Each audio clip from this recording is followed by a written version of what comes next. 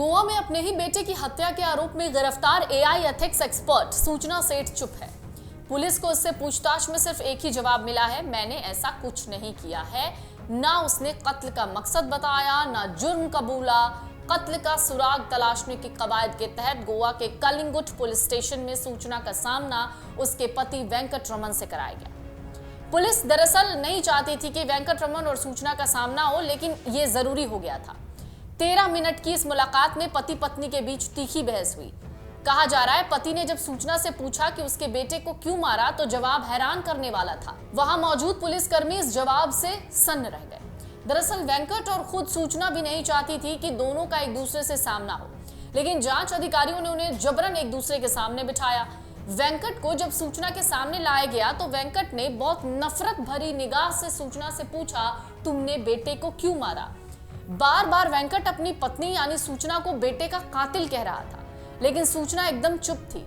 वो वेंकट के आरोपों को नकार रही थी। उसने हर बार यही कहा, मैंने बेटे को नहीं मारा। सूत्र बताते हैं कि थोड़ी देर बाद दोनों के बीच एक तीखी बहस हुई। जब इस बार वेंकट ने सूचना को बेटे का कातिल कहा और पूछा कि अगर तुमने बेटे को नहीं मारा तो किसने मारा? इस पर सूचना बोलती है, ये सब तुम्हारी वजह से हुआ है, इसके जिम्मेदार तुम हो। इस दौरान सूचना ने अपने पति से यह तक कह दिया कि जब तक मैं हिरासत में हूं तुम आजाद हो। वेंकट रमन ने यह भी बताया कि जिस वक्त बेटे की हत्या हुई उस समय वो किसी काम से इंडोनेशिया यानी जकार्ता में था। पुलिस से बेटे की हत्या की सूचना मिलने के बाद वो 9 जनवरी को तुरंत भारत वापस लौटे।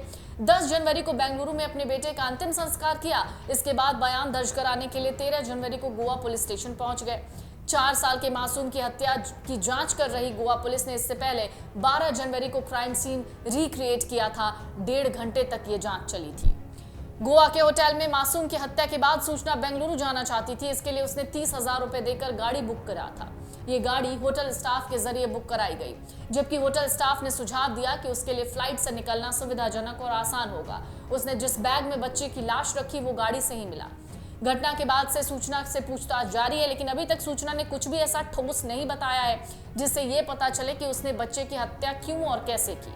वो 3 दिन से सिर्फ एक ही बात पर टिकी हुई है कि उसने ये सब कुछ नहीं किया है। वह सुबह उठी और अपने बेटे को मरा हुआ पाया। माना जाता है बच्चे की कस्टडी को लेकर निराश और नाराज थी। सूचना और वेंकट के बीच पिछले 1 साल से बेंगलुरु की फैमिली कोर्ट में बच्चे की कस्टडी को लेकर लड़ाई चल रही थी। कोर्ट ने पिता वेंकट को पहले बच्चे से फोन या वीडियो कॉल के जरिए बात करने की इजाजत दी थी। उसके बाद नवंबर 2023 में कोर्ट ने कहा था कि पिता हर रविवार घर पर अपने बेटे से मिल सकते हैं। हालांकि सूचना सेठ ने कहा कि बच्चे को पिता के घर के बजाय कैफे में मिलना चाहिए, लेकिन कोर्ट ने घर में ही मिलने की अनुमति दी। वेंकट 7 जनवरी को बेटे से मिलने वाले थे, लेकिन उससे पहले ही सूचना बच्चे को लेकर गोवा आ गई थी। सूचना सेठ ने गोवा के होटल में 6 जनवरी को अपने 4 साल के बेटे के साथ चेक इन किया। इसके बाद उसने 8 जनवरी को होटल से चेकआउट कर लिया।